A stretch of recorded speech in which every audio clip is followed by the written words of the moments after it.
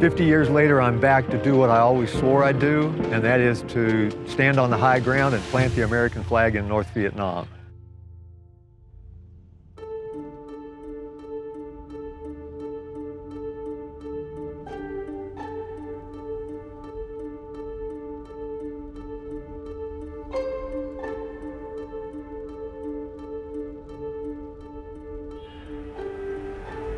I don't have the words. I wish I was a hell of a lot smarter and could really, really explain it better, because all I can say is I feel like I'm back where I should be. I came to Buon Ma Thuot in April of 1969 on my first tour in Vietnam. And when I arrived in Cam Ranh Bay, they transloaded us and sent us up to 5th Special Group headquarters at Nha Trang, which is again still on the coast.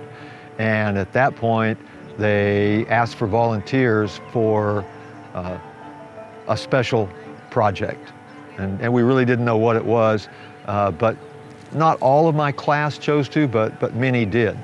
And so we chose to volunteer. Again, you're always cautioned, don't volunteer for anything in the Army, but I'd already volunteered for the Airborne, I'd volunteered for Special Forces. I thought, what the hell, in for a penny, in for a pound, let's volunteer for all this shit. So I volunteered for that, and they sent me up here. So I got here in probably early April, '69, something like that.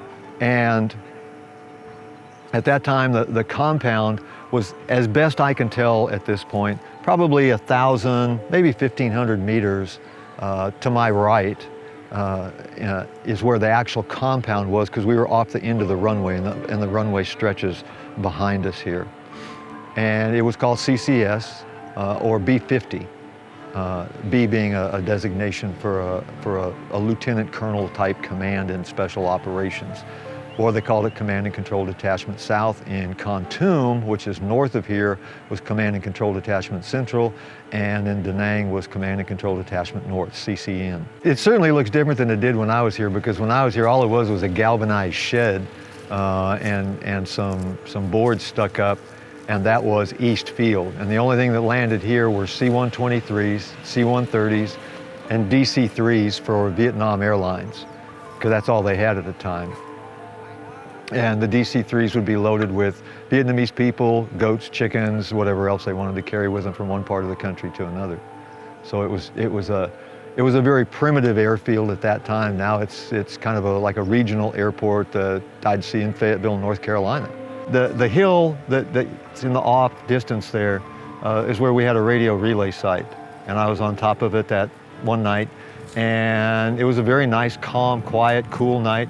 And I was looking down at camp, which would be to my rear right now, and all of a sudden along the eastern border, it was just all lit up with these little orange puffs that were really pretty, and I thought it was really kind of cool looking, like 4th of July shit, except it was mortar rounds that were impacting the camp as the Viet Cong, North Vietnamese, whoever it was, decided to probe the camp and see what they could do.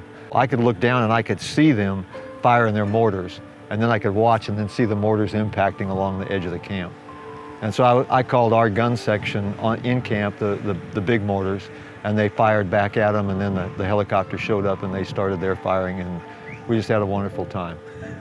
Okay, so I had a guy, I won't say the unit or the guy, but he was a new SF guy, brand new here, and when the helicopters got up, we had to, of course, shut off the gun section downtown, because we didn't want you can't have gunships and mortars or artillery falling in the same area, because they might run into each other, and you don't want that to happen.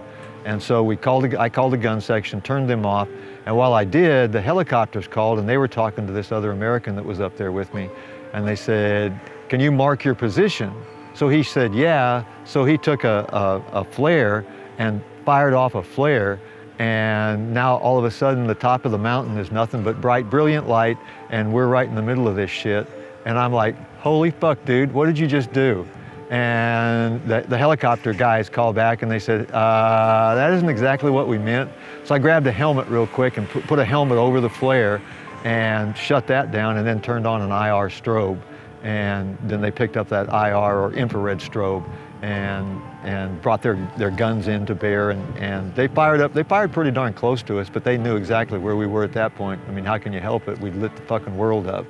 So the helicopters said, okay, we got you, we know where you are, and we'll make our runs and we won't hit you. But it worked out just fine, and we drove them off into the night.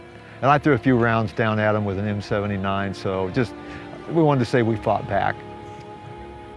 All of our operations were conducted across the fence, we called it, in Cambodia, and most of ours were in Cambodia and Laos, and then we did a couple of missions up in North Vietnam for CCN when they started running out of teams, because there was a large loss of teams through all the CNC detachments, command and control detachments, south, central, and north. It was a high rate. I think everybody that left here in one piece and left those behind that didn't, maybe feels a little bit guilty. And yet we did our job. So it's kind of the yin and the yang of things. It's the good and the bad. It's both sides of the coin. So I'm glad I made it out, but I'm sorry I left folks behind. This is pretty amazing.